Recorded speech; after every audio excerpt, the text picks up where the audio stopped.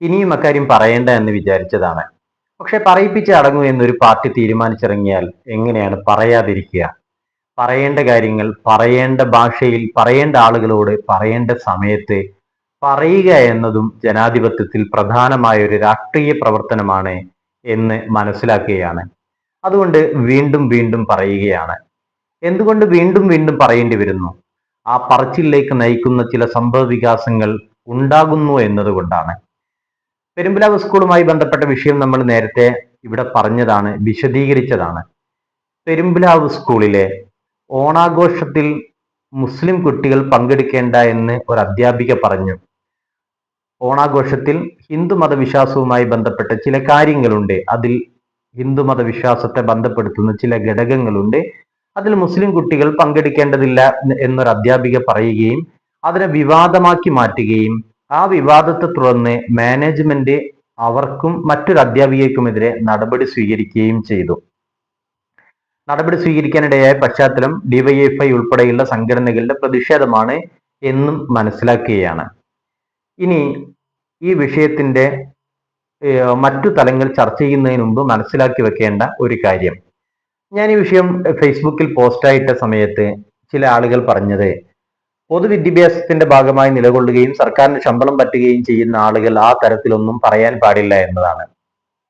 ഒന്നാമത്തെ കാര്യം, അവർ പൊതുവിദ്യാഭ്യാസ സംവിധാനത്തിന്റെ ഭാഗമായി നിൽക്കുന്ന അധ്യാപികയല്ല, അങ്ങനത്തെ ഒരു സ്ഥാപനവുമല്ല. അതൊരു മുസ്ലിം വിദ്യാഭ്യാസ സ്ഥാപനമാണ്. ഈ അച്ചടക്ക നടപടിക്ക് വിധേയമായി എന്ന് പറയുന്ന അധ്യാപിക, അഥവാ ഓണാഘോഷവുമായി ബന്ധപ്പെട്ട വോയിസ് പങ്കിട്ട ബ്രോഡ്കാസ്റ്റ് മെസ്സേജ് രക്ഷിതാക്കൾക്ക് നൽകിയ അധ്യാപിക തിബിയാൻ എന്ന് പറയുന്ന പ്രീ സ്കൂൾ സംവിധാനത്തിലെ ഖുർആൻ പഠിക്കാനെത്തുന്ന കുട്ടികൾക്ക് അധ്യാപനം നടത്തുന്ന ഒരാളാണ്. അഥവാ തിബിയാൻ എന്നത് സുന്നി വിദ്യാഭ്യാസ ബോർഡിന്റെ കീഴിൽ പ്രവർത്തിക്കുന്ന പ്രീ സ്കൂൾ സംവിധാനമാണ്, അഥവാ ഖുർആൻ പഠന സംവിധാനമാണ്. അത് പല ഭാഗങ്ങളിലും വളരെ സ്തുത്യർഹമായ വിധത്തിൽ നടന്നുകൊണ്ടിരിക്കുന്നുണ്ട്. അവിടെ പഠിച്ചുകൊണ്ടിരിക്കുന്നത് സ്വാഭാവികമായും മുസ്ലിം കുട്ടികൾ മാത്രമാണ് എന്നതിലും സംശയം ഉണ്ടാകാനിടയില്ല. വേറെ ഏതെങ്കിലും മതത്തിൽപ്പെട്ട ആളുകൾക്ക് മേൽ അടിച്ചേൽപ്പിക്കുക, ഖുർആൻ പഠിക്കാൻ അവരെ നിർബന്ധിക്കുക, ഇസ്ലാമിക വിശ്വാസങ്ങളിൽ പങ്കാളികളാവാൻ അവർക്ക് മേൽ സമ്മർദ്ദം ചെലുത്തുക, അവരെ പെരുന്നാൾ ആഘോഷിപ്പിക്കാൻ നിർബന്ധിപ്പിക്കുക, ഇത്തരം കാര്യങ്ങളൊന്നും ഇസ്ലാമിൽ പറഞ്ഞതല്ല. മുസ്ലിങ്ങൾ അത് ചെയ്യുകയും ആ രീതിയിൽ ആരുടെയെങ്കിലും മേൽ നിർബന്ധം ചെലുത്തുകയും ചെയ്യാറില്ല. അതൊക്കെ എല്ലാവർക്കും അറിയാവുന്ന കാര്യമാണ്. ഞാൻ അതിലേക്ക് വിശദീകരിക്കുന്നില്ല. ഞാൻ പറയാൻ ഉദ്ദേശിച്ച ഒരു കാര്യം, അവർ സർക്കാരിന്റെ നയാ പൈസയും ശമ്പളം വാങ്ങിക്കുന്നില്ല എന്നതാണ്. തിബിയാൻ എന്ന് പറയുന്ന ഖുർആൻ പഠന സംവിധാനത്തിലെ ഒരു അധ്യാപികയാണ് അവർ. ആ സ്കൂളിലെ അഥവാ തിബിയാൻ സംവിധാനത്തിലെ കുട്ടികളുടെ രക്ഷിതാക്കൾക്ക് നൽകിയ ബ്രോഡ്കാസ്റ്റ് മെസ്സേജ് ആണ് പിന്നീട് വിവാദമായി മാറുകയും മാനേജ്മെന്റ് അവർക്കെതിരെ നടപടി സ്വീകരിക്കാനിടയായതുമായ സാഹചര്യം. എനിക്ക് മനസ്സിലായിട്ടില്ല മാനേജ്മെന്റ് എന്തിനാണ് അവർക്കെതിരെ നടപടി സ്വീകരിച്ചത് എന്ന്. അവർ നിയമവിരുദ്ധമായ ഒരു കാര്യവും പറഞ്ഞിട്ടില്ല, അവർ ഭരണഘടനാ വിരുദ്ധമായ ഒരു കാര്യവും പറഞ്ഞിട്ടില്ല, അവർ മതവിരുദ്ധമായ ഒരു കാര്യവും പറഞ്ഞിട്ടില്ല, അവർ സുന്നി വിരുദ്ധമായ ഒരു കാര്യവും പറഞ്ഞിട്ടില്ല. പിന്നെ എന്തിനാണ് മാനേജ്മെന്റ് ഖദീജ എന്ന് പറയുന്ന അധ്യാപികക്കും മറ്റൊരു അധ്യാപികക്കുമെതിരെ നടപടി സ്വീകരിച്ചത് എന്ന് എനിക്ക് മനസ്സിലായിട്ടില്ല. ഇനി ഒരു കാര്യം കൂടി പറഞ്ഞു പോകാം. ഒരു മാനേജ്മെന്റിന്റെ അറിവോ സമ്മതമോ ഇല്ലാതെ ഒരു അധ്യാപികക്ക് അങ്ങനെ വോയിസ് വിടാൻ, അങ്ങനെ ഒരു ബ്രോഡ്കാസ്റ്റ് മെസ്സേജ് നൽകാൻ ധൈര്യമുണ്ടാകും എന്ന് ഞാൻ വിചാരിക്കുന്നില്ല. ഞാൻ അങ്ങനെ വിശ്വസിക്കുന്നില്ല. അതിനു മാത്രമുള്ള നിഷ്കളങ്കതയൊന്നും ഏതായാലും എനിക്കില്ല. അത് ആരുടെ പ്രേരണയാലാണ് അവർ മെസ്സേജ് അയച്ചത് എന്ന്, ഇനി ആരുടെയും പ്രേരണയില്ലേ എന്നൊക്കെയുള്ള കാര്യങ്ങൾ ബന്ധപ്പെട്ട ആളുകൾ തീരുമാനിക്കട്ടെ, അത് അന്വേഷിച്ച് കണ്ടെത്തുകയും ചെയ്യട്ടെ. എന്റെ വിഷയം അതല്ല. എന്തായിരുന്നാലും എന്തൊക്കെ ആയിരുന്നാലും ശരി, ഈ വിഷയത്തിൽ അധ്യാപികക്കൊപ്പം നിൽക്കാൻ ബാധ്യതയുണ്ടായിരുന്നു മാനേജ്മെന്റിന്. പാർട്ടികൾ നൽകുന്ന ചെരുപ്പിനനുസരിച്ച് കാല് മുറിക്കാൻ നിന്നാൽ കാല് ഇല്ലാതായി പോവുക എന്നത് മാത്രമായിരിക്കും ബാക്കിയാകുന്ന ദുർവിധി എന്നെങ്കിലും ഈ മാനേജ്മെന്റ് മനസ്സിലാക്കി വെച്ചാൽ മതിയാകും. യഥാർത്ഥത്തിൽ അവർ ഈ രീതിയിലുള്ള നിയമവിരുദ്ധമോ ഭരണഘടനാ വിരുദ്ധമോ ആയ മതവിരുദ്ധമോ ആദർശവിരുദ്ധമോ ആയ ഒരു പ്രവൃത്തിയിലും ഏർപ്പെടാത്ത കാലത്തോളം അവർക്കെതിരെ നടപടിയെടുക്കുക എന്ന് പറയുന്നത് ഏതെങ്കിലും പാർട്ടിയെ തൃപ്തിപ്പെടുത്താൻ വേണ്ടിയാണ് എന്ന് ആരെങ്കിലും സംശയിച്ചാൽ അവരെ കുറ്റം പറയാൻ കഴിയുമോ? അങ്ങനെ പാർട്ടികൾ നൽകുന്ന ചെരുപ്പുകൾക്കനുസരിച്ച് കാല് മുറിക്കേണ്ടവരല്ല മാനേജ്മെന്റ് എന്ന് ആവർത്തിച്ചു പറയാൻ ഞാൻ ഈ സമയം ഉപയോഗിക്കുകയാണ്.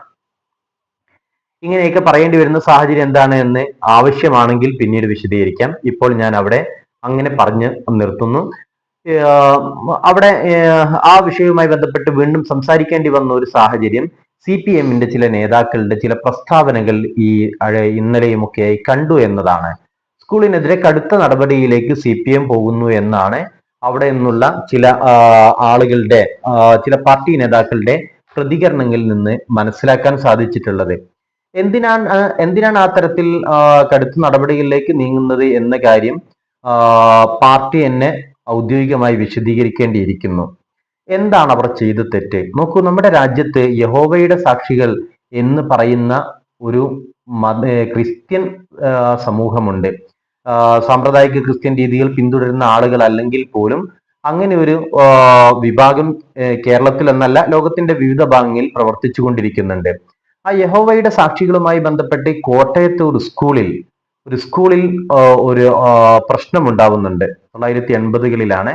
ആ പ്രശ്നത്തിൽ കുട്ടികൾ ദേശീയ ഗാനം ആലപിച്ചില്ല. യഹോവയുടെ സാക്ഷികൾ എന്ന വിഭാഗത്തിൽപ്പെട്ട കുട്ടികൾ ദേശീയ ഗാനം ആലപിച്ചില്ല.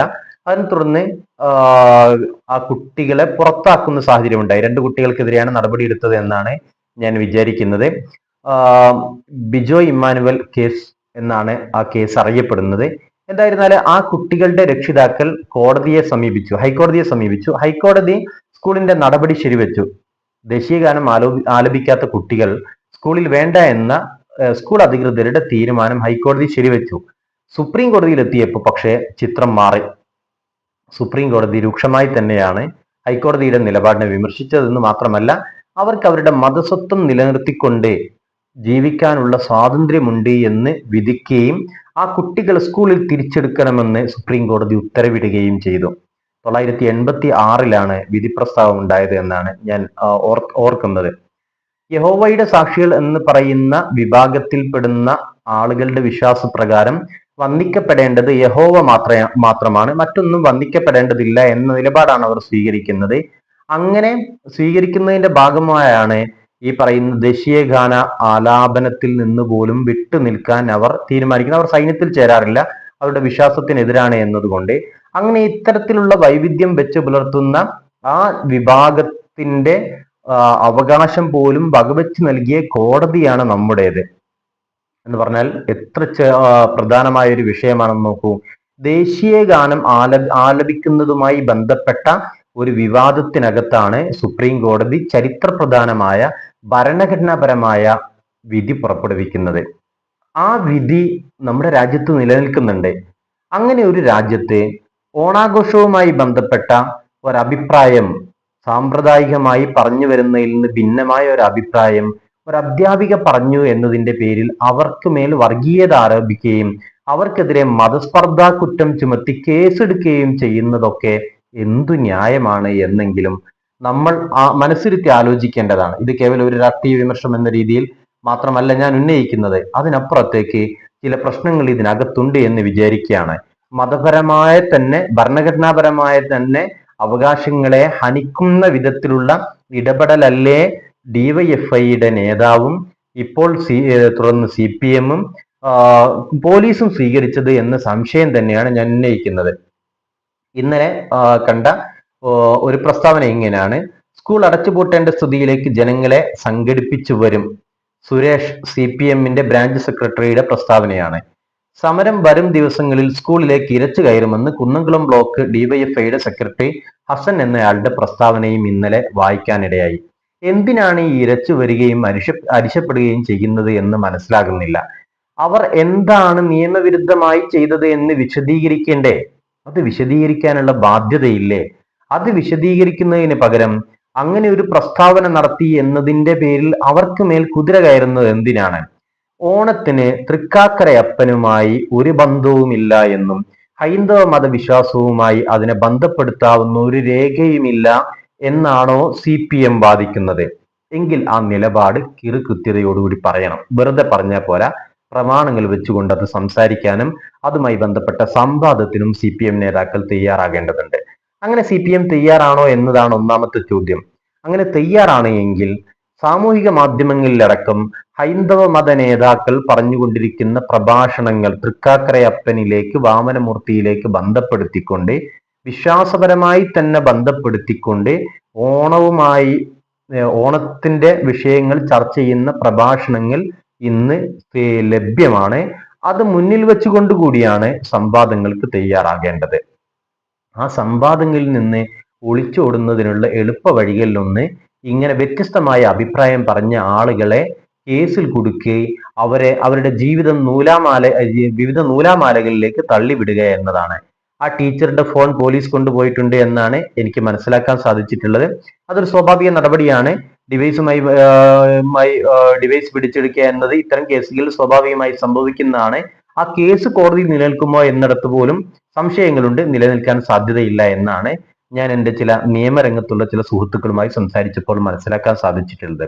പക്ഷെ ഇപ്പോഴങ്ങനെ ഒരു കേസ് ഉണ്ടാക്കിക്കൊണ്ടുവരുന്നു, സ്കൂളിനെതിരെ കോലാഹലങ്ങളുമായി CPM വരുന്നു എന്നൊക്കെ പറയുന്നിടത്ത് തീർച്ചയായും ചർച്ച ചെയ്യപ്പെടേണ്ട ചില വിഷയങ്ങളുണ്ട്.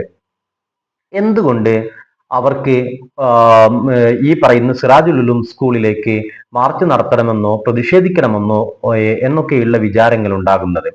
ഖുർആൻ പഠിക്കുന്ന വിദ്യാർത്ഥികളുടെ കൊച്ചുകുട്ടികളുടെ രക്ഷിതാക്കളോട് മതപരമായ പശ്ചാത്തലത്തിൽ നിന്നുകൊണ്ടുള്ള ഒരു കാര്യം സംസാരിച്ചതിന്റെ പേരിൽ ഇങ്ങനെ കേസെടുക്കുന്ന സ്ഥിതി വരികയാണെങ്കിൽ നാളെ പള്ളി ദർസുകളിൽ എന്ത് പറയണമെന്ന്, അവിടെ എന്ത് പഠിപ്പിക്കണമെന്ന് പാർട്ടി തീരുമാനിക്കുന്ന, പോലീസ് തീരുമാനിക്കുന്ന സ്ഥിതിവിശേഷം വരും. എന്തിനധികം ഹിഫ്ദുൽ ഖുർആൻ കോളേജിൽ ഓണം ആഘോഷിച്ചിട്ടില്ലെങ്കിൽ അതിന്റെ പേരിൽ കേസെടുക്കുന്ന സ്ഥിതിയിലേക്ക് കാര്യങ്ങൾ ചെന്നു ചേരുമോ എന്ന് ഭയപ്പെടേണ്ടതുണ്ട്. നമ്മൾ ഇപ്പോൾ മൗനം പാലിക്കുകയാണെങ്കിൽ തീർച്ചയായും അത്തരമൊരു ഘട്ടത്തിലൂടെ കടന്നു പോകേണ്ടി വരുമോ എന്ന ആശങ്ക തന്നെയാണ് അടിസ്ഥാനപരമായി ഉന്നയിക്കുന്നത്. നെന്മാറ സ്കൂളിൽ NSSന്റെ കീഴിലുള്ള സ്കൂളിൽ ഓണാഘോഷത്തിന് പെർമിഷൻ നൽകിയില്ല, വിദ്യാർത്ഥികൾ പ്രതിഷേധിച്ചു എന്നൊരു വാർത്ത കൂടി കഴിഞ്ഞ ദിവസം കാണുകയുണ്ടായി. അതിന് വിശദീകരിക്കപ്പെട്ട ഒരു കാര്യം, അവിടെ ചില ക്രമസമാധാന പ്രശ്നങ്ങളുണ്ട്, അതുകൊണ്ടാണ് അനുമതി നൽകാതിരുന്നത് എന്നാണ് സാമൂഹിക മാധ്യമങ്ങളിൽ കണ്ടത്. പക്ഷെ അവിടെ അവർ ഔദ്യോഗികമായി പുറത്തിറക്കിയതാണെന്ന് ഞാൻ വിചാരിക്കുന്നു. ഒരു അവരുടെ ലെറ്റർ ഹെഡിലുള്ള ഒരു കുറിപ്പ് കണ്ട് ആ കുറിപ്പിൽ നിന്ന് ഞാൻ മനസ്സിലാക്കിയത്, അവിടെ നേരത്തെ ഒരു പരിപാടി നടന്നിരുന്നു. ആ പരിപാടിയിൽ അജണ്ടയിൽ ഇല്ലാത്തെന്തോ കാര്യം കടന്നു വന്നു, അതുമായി ബന്ധപ്പെട്ടാണ് ഓണാഘോഷത്തിന് അവസരം നിഷേധിച്ചത് എന്നാണ്. അത് ആ സ്കൂളിന്റെ അധികൃതർ വിശദീകരിക്കുമായിരിക്കും. ഞാൻ കണ്ട കുറിപ്പിൽ നിന്നുള്ള കാര്യമാണ് ഇത് പറയുന്നത്. നെന്മാറ സ്കൂളിൽ ഓണാഘോഷത്തിന് അവധി നൽകിയില്ല. ആ നൽകാത്തതിനെതിരെ SFIയോ DYFIയോ CPMോ ആ സ്കൂളിലേക്ക് പ്രതിഷേധ മാർച്ച് നടത്തുമോ എന്നൊരു ചോദ്യം ഞാൻ എൻ്റെ ഫേസ്ബുക്ക് പോസ്റ്റിൽ നേരത്തെ ചോദിച്ചിരുന്നു. അതിനൊരു സഹോദരൻ പറഞ്ഞ മറുപടി, അവിടെ ക്രമസമാധാന പ്രശ്നം ഉള്ളത് കൊണ്ടാണ് നിലപാട് സ്വീകരിച്ചത്, ഓണാഘോഷം വേണ്ട എന്ന് വെച്ചത്, അല്ലാതെ മതം തലയ്ക്ക് പിടിച്ചിട്ടല്ല എന്നാണ്. എന്താണ് ഈ മതം തലയ്ക്ക് പിടിക്കുക എന്ന് പറഞ്ഞാൽ? മതം മനസ്സിൽ ഉൾക്കൊള്ളുകയാണല്ലോ, അത് തലയ്ക്കകത്തു കൂടി ഉണ്ടാകും, സ്വാഭാവികമാണ്. അങ്ങനെ മതം ഒരാൾ ഉൾക്കൊള്ളുകയും മതത്തിന്റെ അടിസ്ഥാനത്തിൽ ഒരാൾ ജീവിക്കുകയും ചെയ്യുന്നത് എങ്ങനെയാണ് പ്രശ്നമായി തീരുന്നത്? ക്രമസമാധാന പ്രശ്നത്തെ മുൻനിർത്തി ഒരു സ്കൂളിൽ ഓണാഘോഷം വേണ്ട എന്ന് വെക്കുന്നത് അത്ര തെറ്റല്ല എന്ന് കരുതുകയും അതേ സമയത്ത് മതബോധ്യത്തിന്റെ അടിസ്ഥാനത്തിൽ ഓണം ആഘോഷിക്കേണ്ടതില്ല എന്നൊരാൾ തീരുമാനിക്കുകയോ ഒരു സ്ഥാപനം തീരുമാനിക്കുകയോ ചെയ്യുന്നത് അക്ഷന്തവ്യമായ ഗുരുതരമായ കുറ്റകൃത്യമായി പാർട്ടി കാണുകയും ചെയ്യുന്നതിന്റെ മാനദണ്ഡം എന്താണ്, അടിസ്ഥാനം എന്താണ് എന്നറിഞ്ഞാൽ കൊള്ളാം. എന്തടിസ്ഥാനത്തിലാണ് ഇതൊക്കെ പറയുന്നത്?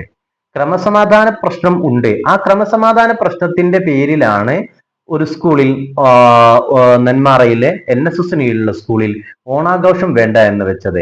അങ്ങനെ ക്രമസമാധാന പ്രശ്നം പോലീസിന് പരിഹരിക്കാവുന്ന പ്രശ്നം കൂടിയാണത്. പോലീസിന് വേണമെങ്കിൽ സംരക്ഷണം നൽകിക്കൊണ്ട് അവിടെ ഓണാഘോഷം നടത്താവുന്നതാണ്. അങ്ങനെ നടത്താവുന്ന ഒരു സ്കൂളിൽ ക്രമസമാധാന പ്രശ്നം മുൻനിർത്തി ഓണാഘോഷം വേണ്ട എന്ന് വെക്കാം. പക്ഷെ ഒരാൾ അയാളുടെ മതവിശ്വാസത്തെ മുൻനിർത്തി ഓണാഘോഷം വേണ്ട എന്ന് വെക്കുകയാണെങ്കിൽ അയാളെ തീവ്രവാദിയും അയാളെ വർഗീയവാദിയും മതം തലയ്ക്ക് പിടിച്ച മതഭ്രാന്തരുമൊക്കെയായി ചിത്രീകരിക്കുന്നത് നോക്കൂ. ഏത് പാർട്ടിയാണ് ഇത് ചിത്രീകരിക്കുന്നത്? ഡിവൈഎഫ്ഐ എന്ന് പറയുന്നത് CPM-ന്റെ യുവജന സംഘടനയാണ്. CPM എന്ന് പറയുന്നത് ഇന്ത്യയിലെ ഇടതുപക്ഷ പ്രസ്ഥാനത്തിന് നേതൃത്വം നൽകുന്ന പാർട്ടിയാണ് എന്നാണ് കരുതപ്പെടുന്നത്. ഞാൻ കേരളത്തിലെ CPM-നെയും കേരളത്തിന് പുറത്തുള്ള CPM-നെയും രണ്ടായി കാണാനാണ് ആഗ്രഹിക്കുന്നത്. രണ്ടിനും ഒരു ജനറൽ സെക്രട്ടറി അല്ലേ എന്നൊക്കെ വേണമെങ്കിൽ ചോദിക്കാവുന്നതാണ്. തമിഴ്നാട്ടിലും രാജസ്ഥാനിലും MA ബേബി തന്നെയാണ് ജനറൽ സെക്രട്ടറി, കേരളത്തിലും MA ബേബി തന്നെയാണ് ജനറൽ സെക്രട്ടറി. പക്ഷെ ഞാൻ കേരളത്തിലെ CPM-നെയും മറ്റിടങ്ങളിലെ CPM-നെയും രണ്ടായി കാണാൻ ഉദ്ദേശിക്കുന്നു. കേരളത്തിലെ CPM-ന് സംഭവിച്ചു കൊണ്ടിരിക്കുന്നത് എന്താണ് എന്ന് മനസ്സിലാക്കാവുന്ന ഒരു ഒരു ഒരു ഒരു ഉദാഹരണം കൂടിയായി നമുക്ക് വേണമെങ്കിൽ ഈ പറയുന്ന സ്കൂളിലെ സിറാജുൽ ഉലൂം സ്കൂളിലെ ഓണവുമായി ബന്ധപ്പെട്ട, ഞാൻ ആവർത്തിക്കുന്നു, സ്കൂളിലെ ഓണാവകാശവുമായി ബന്ധപ്പെട്ടല്ല, ഖുർആൻ പഠിതാക്കളുടെ സ്കൂളിലെ കുട്ടികളുടെ രക്ഷിതാക്കൾക്ക് നൽകിയ ബ്രോഡ്കാസ്റ്റ് മെസ്സേജുമായി ബന്ധപ്പെട്ട് CPM ഉണ്ടാക്കുന്ന പ്രശ്നങ്ങൾ, അതുമായി ബന്ധപ്പെട്ട് CPM സ്കൂളിനെതിരെ നടത്തിക്കൊണ്ടിരിക്കുന്ന പ്രതിഷേധങ്ങൾ കേരളത്തിലെ CPM-നെ എന്തുകൊണ്ട് വേറിട്ട് വായിക്കാൻ പ്രേരിപ്പിക്കുന്നു എന്നതിന്റെ തെളിവും ഉദാഹരണവുമായി കൂടി വരും കാലത്ത് വായിക്കപ്പെടും എന്ന കാര്യത്തിൽ എനിക്ക് യാതൊരു സംശയവുമില്ല. CPM-നെ നിങ്ങൾ ഇങ്ങനെ ആകരുത്. ഇങ്ങനെ ആകേണ്ട പാർട്ടിയല്ല CPM. അങ്ങനെ ആഗ്രഹിക്കാനുള്ള അവകാശം നമുക്കുമുണ്ടല്ലോ. അതുകൊണ്ട് പറഞ്ഞു പോവുകയാണ്, CPM ഹിന്ദുത്വ കമ്മ്യൂണിസത്തെയല്ല പ്രതിനിധാനപ്പെടുത്തേണ്ടത്. സാഹചര്യവശാൽ അവിടെയാണ് കാര്യങ്ങൾ എത്തി നിൽക്കുന്നത്. അങ്ങനെ ഹിന്ദുത്വ കമ്മ്യൂണിസത്തെ കുറിച്ച് സംസാരിക്കുന്ന സമയത്ത്, അല്ലെങ്കിൽ CPM-ന്റെ മുസ്ലിം വിരുദ്ധതയെ കുറിച്ച്, അതിന്റെ മുസ്ലിം വിരുദ്ധമായ ഉള്ളടക്കങ്ങൾ പാർട്ടിയിൽ ഉണ്ടാകുന്നു എന്ന് ചൂണ്ടിക്കാണിക്കുന്ന സമയത്ത് വിമർശകർക്ക് മേൽ സുഡാപ്പി ചാപ്പയടിച്ചതുകൊണ്ട്, മൗദൂദി ചാപ്പയടിച്ചത് കൊണ്ടൊന്നും പ്രത്യേകിച്ച് കാര്യമില്ല. അങ്ങനെ ചാപ്പകൾ കൊണ്ടൊന്നും ആരും പേടിക്കുകയുമില്ല. അതിന്റെയൊക്കെ കാലം കഴിഞ്ഞു പോയിട്ടുണ്ട്. സഖാക്കളുടെ കോഴി കൂവിയാലെ നാട്ടുകാർക്ക് നേരം വെളുക്കൂ എന്നൊന്നും ഒരു സഖാവും വിചാരിക്കേണ്ടതില്ല. സഖാക്കൾ എങ്ങനെ ചിന്തിക്കുന്നു എന്നതിന്റെ അടിസ്ഥാനത്തിലല്ല കേരളം ഉണരുകയും ഉറങ്ങുകയും ചെയ്യുന്നത്. സഖാക്കൾ എന്ത് ചിന്തിച്ചാലും ശരി, സഖാക്കളുടെ ചിന്തകൾക്കകത്ത് ഏതെല്ലാം വൈരുദ്ധ്യാത്മക പ്രത്യയശാസ്ത്രം കടന്നു വന്നാലും ശരി, വൈരുദ്ധ്യാത്മം എന്ന് പറഞ്ഞാൽ CPM ഏതൊരു പ്രത്യയശാസ്ത്രത്തിനെതിരെയാണോ കഴിഞ്ഞ കാലങ്ങളിൽ ശക്തമായ നിലപാട് സ്വീകരിച്ചിട്ടുള്ളത്, ആ പ്രത്യയശാസ്ത്രത്തെ അറിഞ്ഞും അറിയാതെയും കേരളത്തിലെ പാർട്ടി പുൽകുന്നു എന്ന സംശയം ഉയരുന്നതിന്റെ കൂടി പശ്ചാത്തലത്തിലാണ് ഞാൻ ഈ കാര്യം സൂചിപ്പിക്കുന്നത്. CPM എന്ത് ചിന്തിച്ചാലും ജനങ്ങൾ ആ ചിന്തക്കൊപ്പം നിൽക്കും എന്ന് വിചാരിക്കേണ്ടതില്ല. ഇപ്പോൾ CPM സിറാജുൽ ഉലൂം സ്കൂളിനെതിരെ ഉന്നയിക്കുന്ന പ്രശ്നം നാളെ ഏതൊരു മതസ്ഥാപനത്തിനെതിരെയും ഉന്നയിക്കാവുന്നതാണ്. ഒരു മതപഠിതാക്കൾ മാത്രമുള്ള സ്ഥാപനത്തിനെതിരെ പോലും ഉന്നയിക്കാവുന്ന ആരോപണമാണ് CPM ഇപ്പോൾ സിറാജുൽ ഉലൂമിനെതിരെ ഉന്നയിക്കുന്നത്. ആ മാനേജ്മെന്റ് അധ്യാപികക്കൊപ്പം നിൽക്കേണ്ടിയിരുന്നു എന്ന് ആവർത്തിക്കുകയാണ്. അധ്യാപികയെ കൈവിടുന്ന നിലപാട് സ്വീകരിക്കരുതായിരുന്നു എന്ന് ഉണർത്തുകയാണ്.